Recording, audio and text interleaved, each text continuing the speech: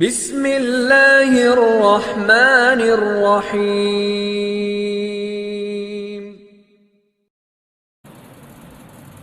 اللہ کا لاکھ لاکھ احسان ہے کہ اللہ رب العزت نے ہمیں اپنی زندگی میں ایک مرتبہ پھر اپنے مرشد خانے پر حاضری کی توفیق عطا فرمائی۔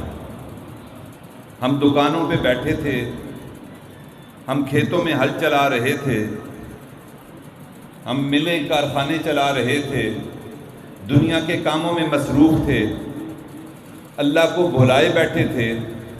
اللہ جزائے خیر عطا فرمائے حضرت مولانا پیر سید محمد شاہ دامت برکاتہم العالیہ کو کہ دنیا کے جھنجھٹوں سے نکال کر ایک مرتبہ پھر اللہ کے ذکر کرنے کی توفیق عطا فرمائی۔ اللہ تعالیٰ ان کی زندگی میں برکت عطا فرمائے۔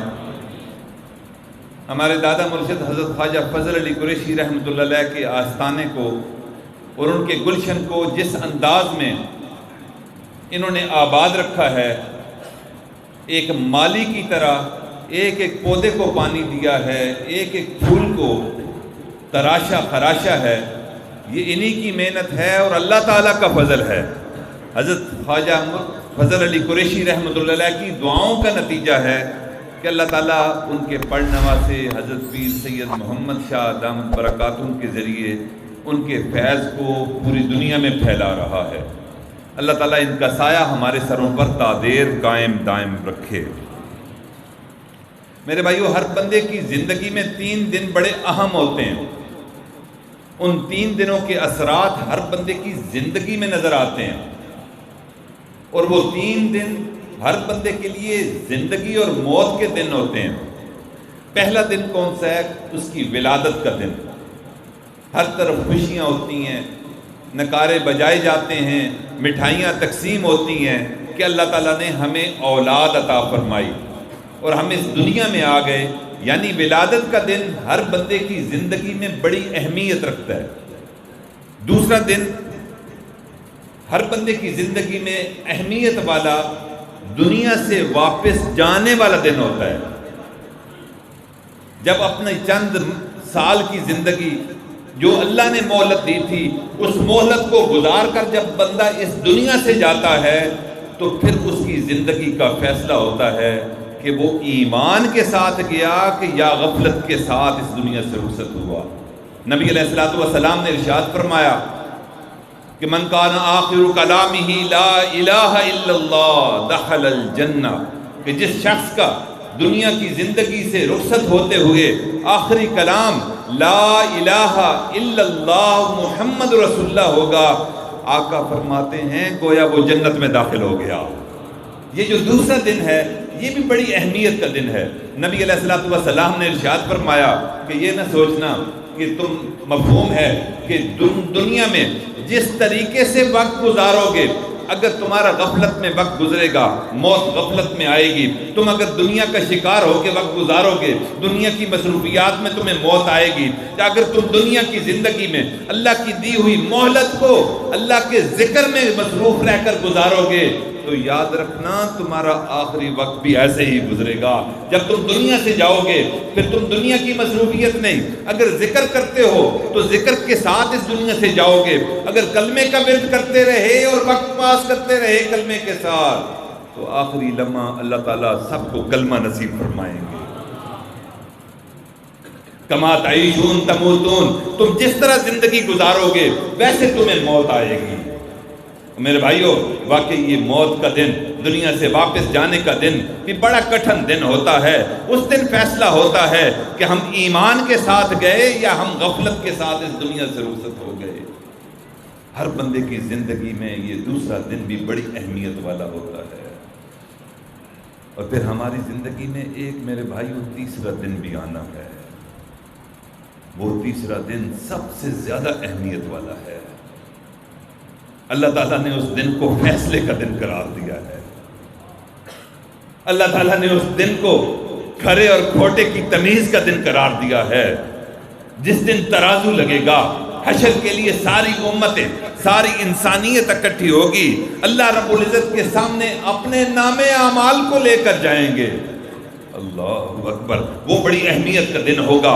خوش قسمت ہوں گے وہ افراد جن کو اللہ تعالیٰ دانے ہاتھ میں اعمال نامہ عطا فرمائیں گے، اور کچھ ایسے بدقسمت ہوں گے کہ جن کو بائیں ہاتھ میں اعمال نامہ دیا جائے گا۔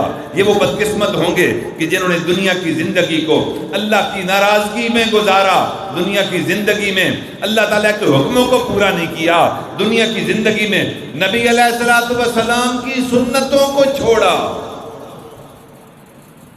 وہ آقا جو ہمارے لیے روتے رہے، جو راتوں کو جاگ جاگ کر ہمارے لیے دعائیں کرتے رہے، اس امت کے لیے آنسو بہاتے رہے، ایسے آنسو بہائے کہ حضرت عائشہ صدیقہ رضی اللہ تعالی عنہ فرماتی ہیں کہ آقا ایسے روتے تھے، اتنا کثرت سے روتے تھے کہ آپ کی داڑھی مبارک آنسوؤں سے تر ہو جایا کرتی تھی۔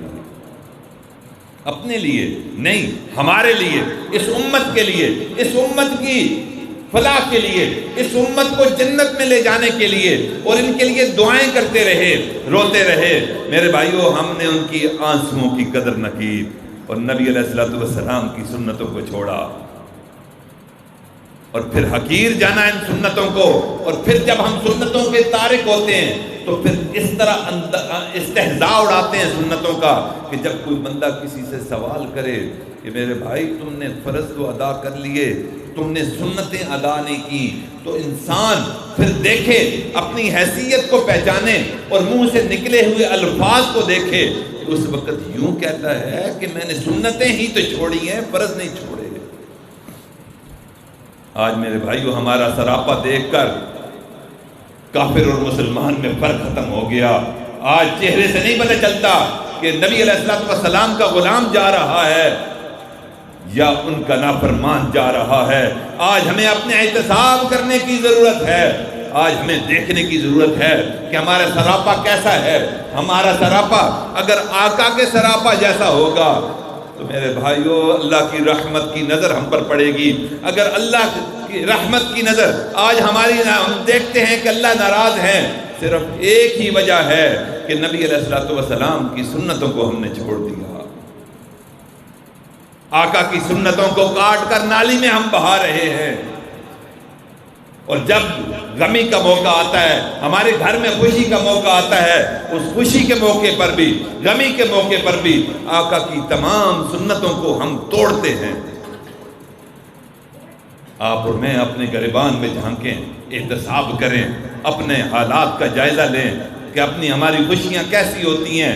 جب ہمارے گھر میں ہمارے بیٹے کی شادی ہوتی ہے تو ہم ناراض لوگوں کو بھی منا لیا کرتے ہیں، اپنے رشتہ داروں کو، عزیزوں کو بلاتے ہیں کہ ناراضگی ختم کرو، میرے بیٹے کی شادی ہے، میری بیٹی کی شادی ہے، ہمارے گھر خوشی کا موقع ہے۔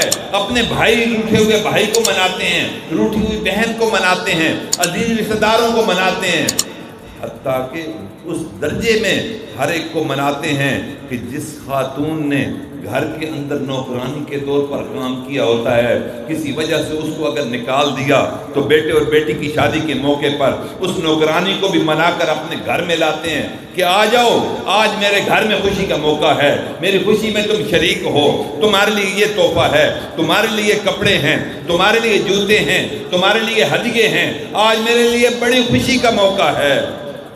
سب کو منا کر لایا جاتا ہے، نبی علیہ الصلوۃ والسلام کے طریقے کو منا کر نہیں لایا جاتا۔ نبی علیہ الصلوۃ والسلام کی سنت پر عمل اس دن بھی ہم بھولے ہوئے ہوتے ہیں، اور پھر گلہ ہم کیا کرتے ہیں کہ ہمارے گھر میں سکون نہیں۔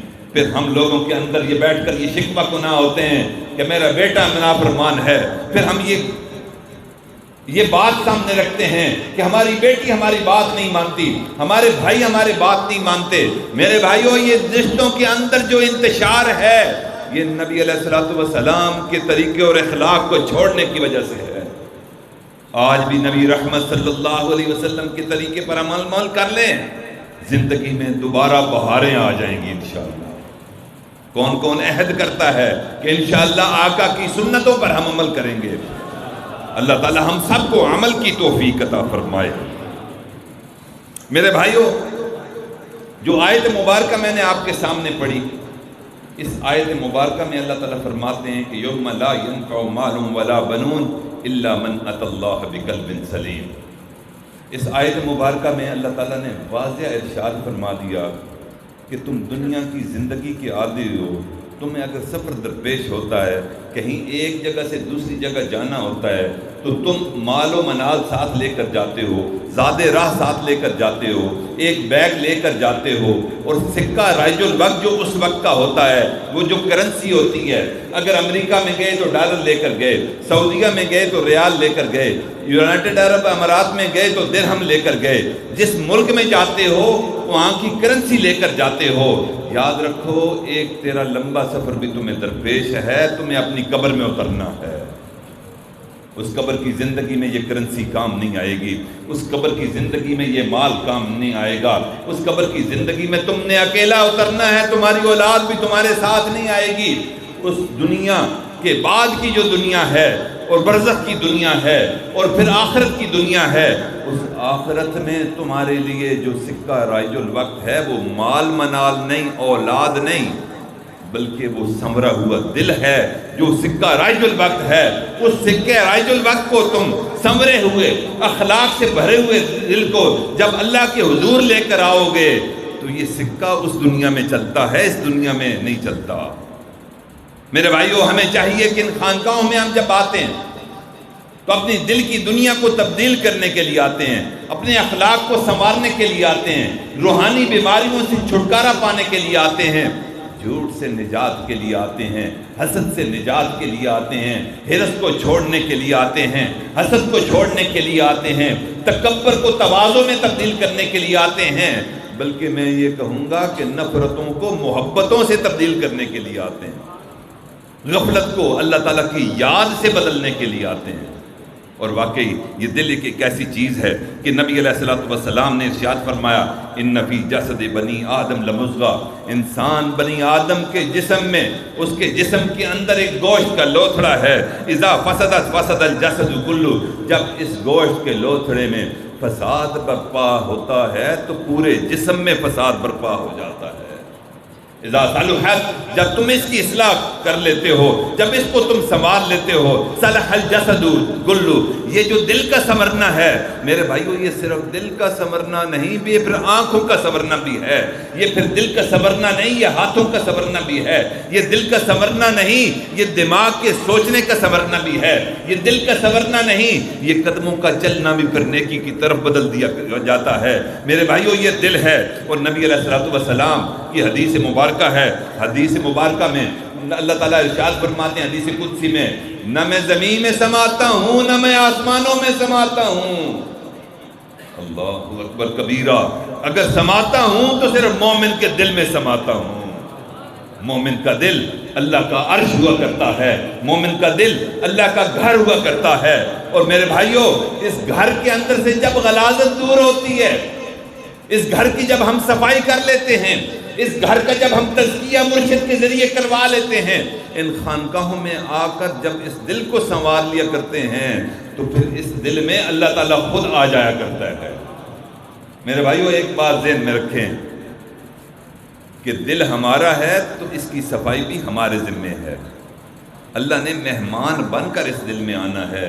دنیا کی زندگی میں دیکھ لیں کہ جب ہماری بیٹھک ہوتی ہے، اس بیٹھک کی صفائی کرنی، اس کی صفائی کرنی، اس کے بستر کی چادر تبدیل کرنی، اس کے باتھ روم کی صفائی کرنی، اس کی کارپٹ کی صفائی کرنی، یہ میزبان کا کام ہوا کرتا ہے یا مہمان کا؟ یہ میزبان صفائی کرتا ہے۔ ہم میزبان ہیں اس دل کے گھر کے، ہم نے اس دل کے اندر کی صفائی کرنی ہے، اس دل کی غلاظتوں کو دور کرنا ہے، اس دل کو سنوارنا ہے۔ جب اس دل کو ہم سنوار لیں گے اللہ تعالیٰ خود اس دل میں تشریف لے آئیں گے۔ اور واقعی میرے بھائیوں اللہ تعالیٰ نے ہمیں نبی علیہ السلام کی حدیث مبارکہ ہے کہ جب انسان کا دل سنورتا ہے، جب انسان کے اعمال سنورتے ہیں تو پھر اللہ تعالیٰ مال و منال کی طرف نہیں دیکھتا، پھر دنیا کے مال کی طرف نگاہ نہیں کرتا، پھر ہمارے سکوں اور سکہ رائج الوقت کے اندر اور سونے چاندی کی طرف اللہ تعالیٰ نظر نہیں فرماتے ہیں۔ اللہ تعالیٰ رحمت کی نظر فرماتے ہیں تو مومن کے دل کی طرف فرماتے ہیں۔ آقا نے ارشاد فرمایا ان اللہ لا ينظر الى صورکم، اللہ تعالیٰ تمہارے چہروں کو نہیں دیکھتا، کون گورا ہے کون کالا ہے. اللہ تعالیٰ کو اس سے سروکار نہیں کہ کوئی یورپ کا رہنے والا ہے یا کسی اسلامی ملک کا رہنے والا ہے. اللہ تعالیٰ اس کو نہیں دیکھتے کہ بال اس کے گنگریالے ہیں، اس کے بال سیدھے ہیں. اللہ تعالیٰ صورتوں کو نہیں دیکھتا، نہ ہی ہمارے مالوں کو دیکھتا ہے کہ کوئی کتنا غریب ہے، کوئی کتنا مال و منال والا ہے، کوئی کتنی عزتوں والا ہے، منصب اور جاہ والا ہے، دنیا کا حکمران ہے، دنیا کا کارخانے دار ہے. اللہ تعالیٰ اس کی طرف نہیں دیکھتا. ان اللہ لا ينظر الى صورکم ولا الى اموالکم. اللہ تعالیٰ تمہارے مالوں کی طرف بھی نہیں دیکھتے بلکہ ولکن ينظر الى قلوبکم واعمالکم. اللہ تعالیٰ دیکھتے ہیں تو تمہارے قلب کو دیکھتے ہیں اور تمہارے اعمال کو دیکھتے ہیں. میرے بھائیوں، آج اس مجلس میں، آج اس اجتماع روحانی اصلاحی اجتماع کے موقع پر ہم یہ عہد کریں کہ انشاءاللہ آئندہ زندگی ہم انشاءاللہ ذکر فکر والی گزاریں گے. انشاءاللہ آئندہ زندگی اپنے قلب کو سنبھالنے کی کوشش کریں گے. نبی علیہ الصلوۃ والسلام نے ارشاد فرمایا کہ جب بھی مومن بندہ کوئی گناہ کرتا ہے، اس سے کوئی بد عمل سرزد ہو جاتا ہے تو اس کے دل پر ایک نقطہ لگا دیا جاتا ہے. وہ نقطہ سیاہ رنگ کا ہوتا ہے. پھر جب وہ توبہ کرتا ہے تو پھر اللہ تعالیٰ اس سیاہ نقطے کو دور فرما دیا کرتے ہیں. اگر وہ توبہ تائب نہیں ہوتا تو پھر دوسرا نقطہ لگ جاتا ہے، پھر تیسرا نقطہ لگ جاتا ہے، پھر چوتھا نقطہ لگ جاتا ہے. پھر ایک وقت آتا ہے کہ مومن کے دل کو بالکل اللہ تعالیٰ سیاہ فرما دیتے ہیں.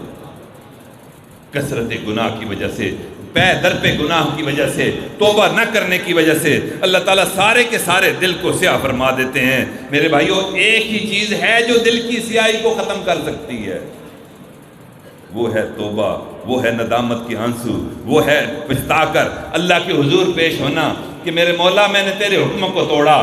اللہ تعالیٰ اتنے کریم ہیں کہ مومن کے دل سے اگر دل سے جو آنسو نکلتے ہیں وہ میرے بھائیوں آنکھوں سے نہیں نکلا کرتے، وہ دل کی کیفیات کی وجہ سے نکلا کرتے ہیں. جو آنسو نکلتا ہے اللہ تعالیٰ اس سے دل کی غلاظت کو دور فرما دیا کرتے ہیں. اور جب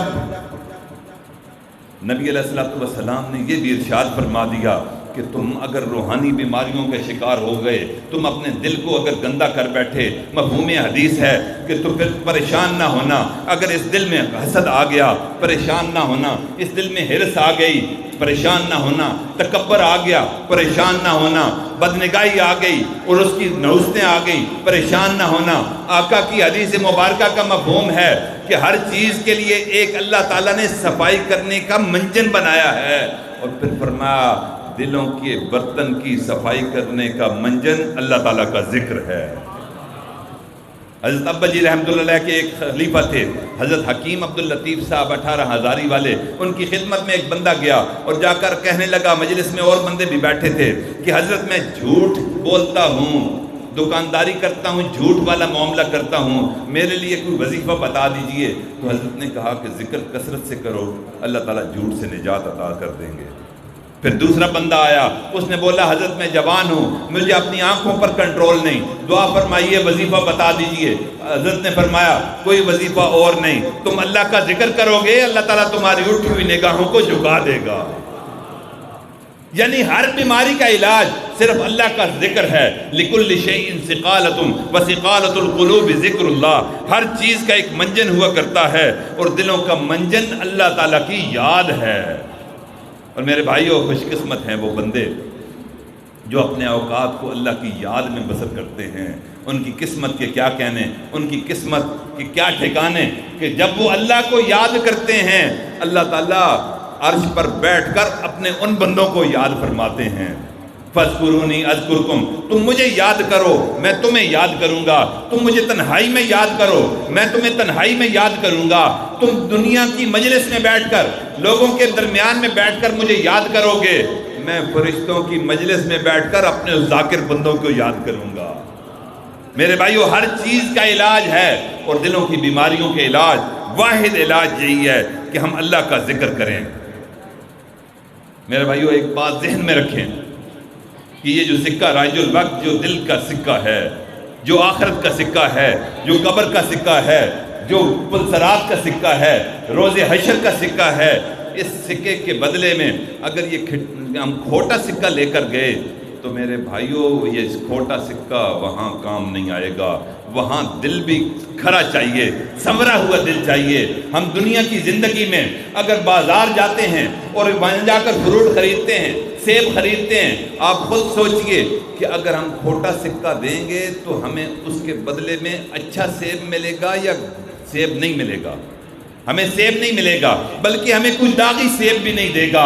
میرے بھائیو اسی طرح ہم اگر داغی دل لے کر جائیں گے، گناہوں سے بھرپور دل لے کر جائیں گے، اللہ تعالیٰ اس سکہ رائج الوقت جو آخرت میں چلتا ہے، اس کے بدلے میں داغی دل کے بدلے میں اللہ تعالیٰ جنت نہیں عطا فرمائیں گے۔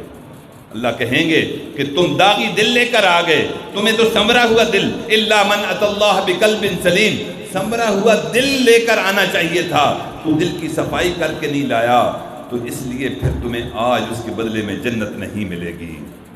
میرے بھائیو ان خانقاہوں کی محنت ہی یہی ہے کہ اس دل کو سنوارنے کی محنت ہے، اس دل کی دنیا کو جو اللہ کے ذکر سے ہم ذکر نہ کرنے کی وجہ سے بے آباد کر بیٹھے، اس کو اللہ کی یاد میں تبدیل کرنے کے لیے خانقاہوں کی محنت ہے۔ حضرت خواجہ فضل علی قریشی رحمۃ اللہ نے اس محنت کو جاری کیا۔ انہوں نے یہ نعمت حضرت خواجہ سراج الدین رحمۃ اللہ سے لی اور پھر انہوں نے اپنے آگے خلفاء میں تقسیم کی اور پھر اپنے مریدوں میں یہ نعمت تقسیم کی۔ آج الحمدللہ حضرت خواجہ فضل علی قریشی رحمۃ اللہ کا فیض پوری دنیا میں پہنچ چکا ہے۔ دنیا کا کوئی کونا، دنیا کا کوئی ملک ایسا نہیں کہ جہاں حضرت کا فیض نہ پہنچا ہو ان کے ذریعے اور ان کے خلفاء کے ذریعے۔ آپ ایک مرتبہ اسی خانقاہ میں تشریف فرما تھے تو آ کر مجلس میں آ کر بیٹھے، تو مجلس میں آ کر بیٹھے سالکین بھی مریدین بھی بیٹھے تھے، تو کہنے لگے کہ بھائی رات میرے ساتھ بڑا عجیب واقعہ ہوا۔ پہلے اپنی تنقیص بیان کی، اپنی عاجزی، اپنی کمی کو بیان کیا کہ رات بڑا عجیب معاملہ ہوا، اور رات مجھے کیا ہوا کہ میرے پیٹ کے اندر ریح بند ہو گئی، اور اس ریح کے خارج نہ ہونے کی وجہ سے میں پوری رات لوٹ پوٹ ہوتا رہا۔ پھر پچھلے پہر رات کی پھر ریح کا اخراج ہوا اور پھر مجھے کچھ سکون ملا۔ اور پھر کہنے لگے کہ جو بندہ اپنی ریح کے خارج کرنے کا بھی محتاج ہو وہ کوئی بڑی بات کہہ سکتا ہے؟ اللہ کیسے کامل مرشد تھے، اپنی تنقیص بیان کی، اپنی عاجزی بیان کی، اپنی کمی کو بیان کیا کہ ہم تو ریح کے خارج کرنے پر بھی قادر نہیں، اور میں پوری رات تڑپتا رہا۔ پھر فرمایا کوئی بندہ ایسا بڑا بول سکتا ہے؟ مریدین نے کہا کہ نہیں حضرت، ایسا بندہ تو بڑا بول نہیں بول سکتا۔ انہوں نے فرمایا کہ واقعی یہ اللہ کی رحمت ہوئی کہ رات جب میں ریح خارج ہو گئی، میں وضو کر کے سویا تو مجھے خواب میں نبی علیہ السلام کی زیارت ہو گئی، اور آقا نے ارشاد فرمایا کہ قریشی تیری جماعت جیسی متبع سنت جماعت پوری دنیا میں اور کوئی نہیں۔ میرے بھائیو یہ وہ سند تھی جو ہمارے شیخ کو ملی، یہ وہ اعزاز تھا جو نبی علیہ السلام نے دیا۔ وہ کس وجہ سے دیا؟ سنت والی زندگی سے کی وجہ سے دیا کہ ہم نے اپنے سراپا کو تبدیل کیا، دل کے پر محنت کی، ہمارے بڑوں نے محنت کی، اپنے دل کو سنوارا، اور وہ سنوارنا آقا کو بھی پسند آ گیا کہ ہمارے شیخ کی وہ خواب میں آ کر انہوں نے یہ اعزاز دے دیا کہ آپ جیسی جماعت سنت کی متبع جماعت تو پوری دنیا میں کوئی نہیں۔ میرے بھائیو یہی وہ محنت ہے جو آج تک ان کی اولادوں کے ذریعے بھی یہاں جاری ہے۔ حضرت سید کلیم اللہ شاہ صاحب رحمۃ اللہ علیہ، پھر ان کے فرزند حضرت سید محمد شاہ دامت برکاتہم کے ذریعے بھی، اور ان کے خلفاء کے ذریعے بھی جاری ہے۔ میرے بھائیو جب یہ بندہ محنت کرتا ہے، اپنے دل کی غلاظتوں کو دور کرتا ہے، تو ایک وقت آتا ہے اس دل میں اللہ تعالیٰ خود آ جایا کرتے ہیں۔ حضرت خواجہ عزیز الحسن مجذوب رحمۃ اللہ علیہ حضرت تھانوی کے اجل خلفاء ہیں، وہ خلفاء میں سے ہیں۔ وہ ڈپٹی کلیکٹر تھے، حکومت کے بڑے عہدیدار تھے، ڈی سی تھے۔ جب وہاں سے ریٹائر ہوئے تو ریٹائر ہونے کے بعد حضرت تھانوی کی خدمت میں حاضر ہوئے اور وہاں جا کر اپنے آپ کو پیش کر دیا کہ حضرت میں بگڑا آیا ہوں، میری اصلاح فرما دیجئے۔ حضرت نے ان کو بیعت فرمایا، بیعت فرمانے کے بعد ان کو ذکر تعلیم کیا۔ کچھ دن ہی ذکر کیا تھا کہ دل کے اندر سے اللہ تعالیٰ کے سوا ساری محبتوں کا خاتمہ ہو گیا۔ جب خاتمہ ہو گیا تو پھر انہوں نے ایک شعر کہا، اور اس شعر پر حضرت تھانوی نے کہا کہ اگر میرے پاس 1,00,000 روپیہ ہوتا تو میں حضرت مجذوب کو ہدیہ اس شعر کی وجہ سے کر دیا کرتا ہے انعام کے طور پر۔ وہ شعر کیا تھا کہ ہر تمنا دل سے رخصت ہو گئی، ہر تمنا دل سے رخصت ہو گئی، اب تو آجا اب تو خلوت ہو گئی۔ میرے بھائیو یہ خلوت کیا ہے؟ یہ خلوت ما سوی اللہ سے نجات کا نام ہے۔ یہ خلوت کیا ہے؟ کہ اللہ کی محبت کے علاوہ دنیا کی محبت، مال کی محبت، اولاد کی محبت، کارخانوں کی محبت، زراعت کی محبت، دکانوں کی محبت، اس دل سے جب بندہ اللہ کے ذکر کے ذریعے کھرچ دیا کرتا ہے تو اس کو دل کی خلوت کہا کرتے ہیں۔ جب دل کی خلوت مل جاتی ہے بندے کو تو اللہ تعالیٰ خود اس دل میں تشریف لے آیا کرتے ہیں۔ وہ فرماتے ہیں کہ ہر تمنا دل سے رخصت ہو گئی، اب تو آجا اب تو خلوت ہو گئی، ایک تم سے کیا محبت ہو گئی، ساری دنیا سے عداوت ہو گئی، یاس ہی اس دل کی فطرت ہو گئی، آرزو جو کی وہ حسرت ہو گئی، جو میری ہونی تھی حالت ہو گئی، خیر ایک دنیا کو عبرت ہو گئی، دل میں وہ داغوں کی کثرت ہو گئی، رونما ایک شان وحدت ہو گئی، آ گئے پہلو میں راحت ہو گئی، چل دیے اٹھ کر قیامت ہو گئی، عشق میں ذلت بھی عزت ہو گئی۔ اللہ اکبر کبیرہ۔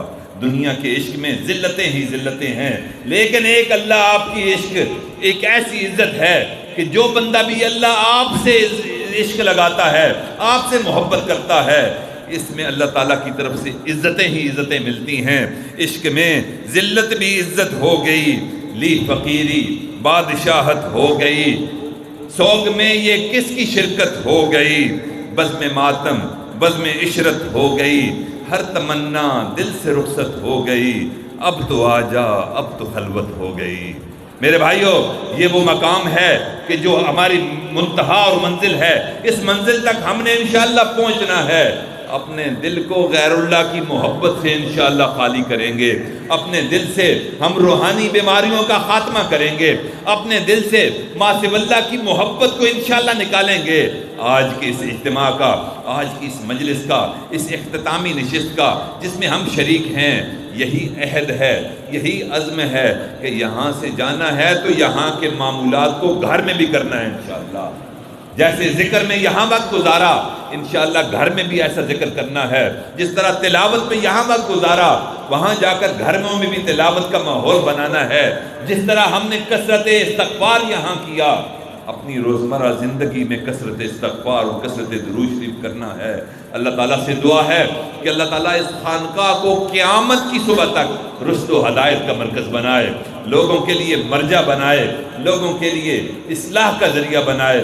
حضرت سید محمد شاہ صاحب دامت برکاتہ کی زندگی میں برکت اللہ تعالیٰ عطا فرمائے، ان کی اولادوں کو بھی اللہ تعالیٰ اس کام کے لیے قبول و منظور فرمائے، اور دور قریب سے آنے والے جتنے سالکین طریقت بھائی ہیں اللہ تعالیٰ ان کو بخشائے ہوا صاف دل لے کر اپنے گھروں کو واپس لوٹنے والا بنائے۔